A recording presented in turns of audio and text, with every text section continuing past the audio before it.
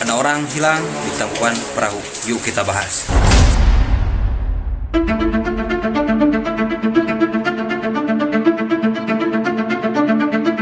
Welcome back to my channel Jelajah Tangkuban Perahu. Pada saat ini saya akan berbagi cerita tentang pengalaman hal mistis saya di tahun 2016, yang mana terjadinya ada satu orang pengunjung kita yang hilang, tetapi cara hilangnya itu mungkin bisa kita sebut tidak masuk ke logika manusia ya. Nah, jadi jangan berlama-lama lagi, kita langsung masuk ke ceritanya. Dan jangan lupa like, comment, and share, and subscribe biar saya makin semangat lagi mengupload video-video yang ada di Tangkuban Perahu. Jadi sekarang kita langsung saja masuk ke ceritanya. Let's go. Nah, inilah TKP pertama orang itu hilang.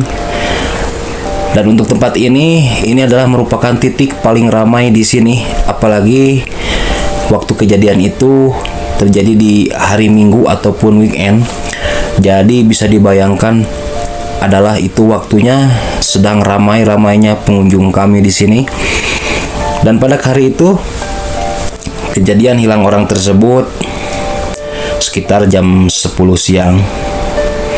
Jadi kronologisnya adalah orang tersebut beserta keluarganya beristirahat sejenak di depan masjid yang tadi pertama kita perlihatkan.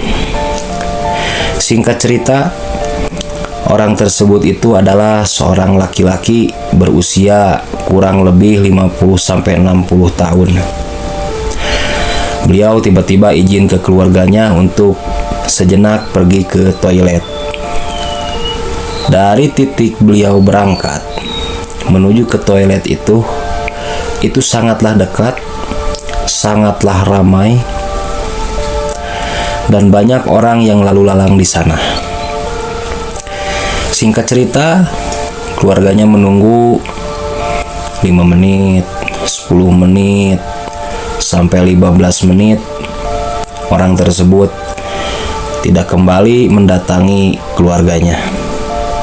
Lalu salah satu orang anggota keluarganya pergi ke toilet untuk mengecek keberadaan keluarganya tersebut. Tapi ternyata orang tersebut tidak ditemukan, baik di jalur menuju ke toilet ataupun di dalam toiletnya. Padahal di toilet itu ada 2 orang penjaga yang memang kesehariannya memungut uang daripada pengunjung yang telah menggunakan toilet itu. Dan kedua orang itu pun ditanya, mereka menjawab bahwa tidak melihat seseorang dengan ciri-ciri tersebut.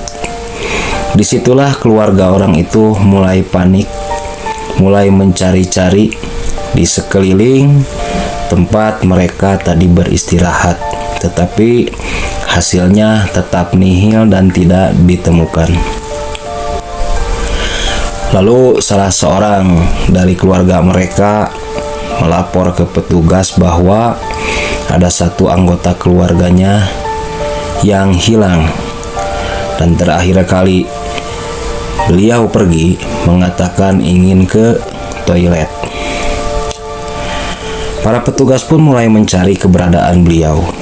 Tetapi setelah 1 jam, 2 jam, sampai 3 jam pun jangankan ditemukan orangnya, jejaknya pun tidak ditemukan sama sekali.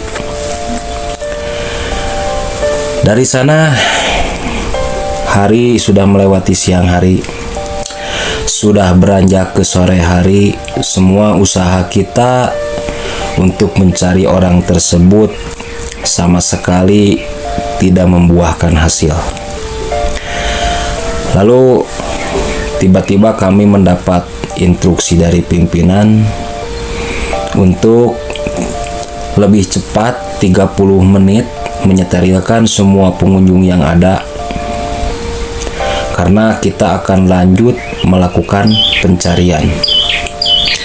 Jadi yang biasanya jam 5 kita baru sterilkan. Ini dari setengah 5 kita sudah sterilkan, dan tepat pada pukul 5 sore semua pengunjung sudah tidak ada satupun di wilayah kami. Hanya kamilah sebagai petugas dan anggota keluarganya yang masih standby di sana pada saat itu. Lalu pimpinan kami mengadakan briefing untuk melakukan pencarian selanjutnya. Jadi hal yang biasa kita lakukan di sini ketika ada orang hilang, kita yang harusnya jam 5 sudah pulang, tetapi harus melanjutkan pencarian orang tersebut dengan batas waktu yang telah ditentukan oleh pimpinan kami. Singkat cerita, pimpinan kami membagi beberapa tim karena intinya orang hilang itu tidak mesti juga ditemukan di tempat dia pertama hilang. Singkat cerita, berangkatlah saya dengan tim saya ke Kawah Suci. Ternyata sayalah yang pertama dulu sampai ke sana sebelum tim 2 sampai. Ketika kita sampai di Kawah Suci, memang auranya sudah berbeda sekali, terlebih itu mulai gelap ya karena beranjak malam. Tetapi di sana, di dalam kegelapan, kita melihat ke arah atas bahwa ada sosok seperti manusia sedang berjalan. Kami kira itu teman kami yang ada di tim 2. Jadi saya putuskan naiklah ke titik itu. Ternyata setelah kita sampai di titik itu, kita terkagetkan bahwa itu tidak ada jalan untuk orang berjalan di sana karena itu adalah tepian jurang. Singkat cerita, tim kami pun yang kedua mengontak ke kami lewat radio bahwa dia baru saja sampai ke Kawah Suci. Jadi intinya kita bisa pastikan bahwa sosok yang tadi kita lihat itu adalah bukan sosok dari teman kami. Jadi itu bisa dipastikan juga bukan sosok manusia. Singkat cerita, waktu yang diberikan pimpinan itu adalah 2 jam, jadi dari jam 5 sampai jam 7 malam ya. Jadi apapun yang terjadi, mau ketemu mau tidak, setelah jam 7 kita harus kembali berkumpul ke titik awal dan akan melakukan pencarian di besok hari. Tetapi ketika itu tiba-tiba tepat jam 7 malam ketika kita akan kembali ke titik kumpul, kita dapat kabar bahwa orang itu sudah ditemukan.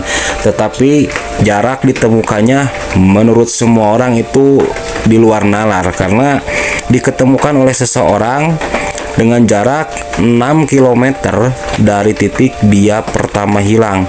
Nah, jadi orang itu mengantarkan seorang yang kita cari ke kantor kami. Lalu dari kantor kami memberikan informasi bahwa orang itu telah diketemukan. Singkat cerita, kita langsung saja menuju ke kantor kami dan menemui orang tersebut.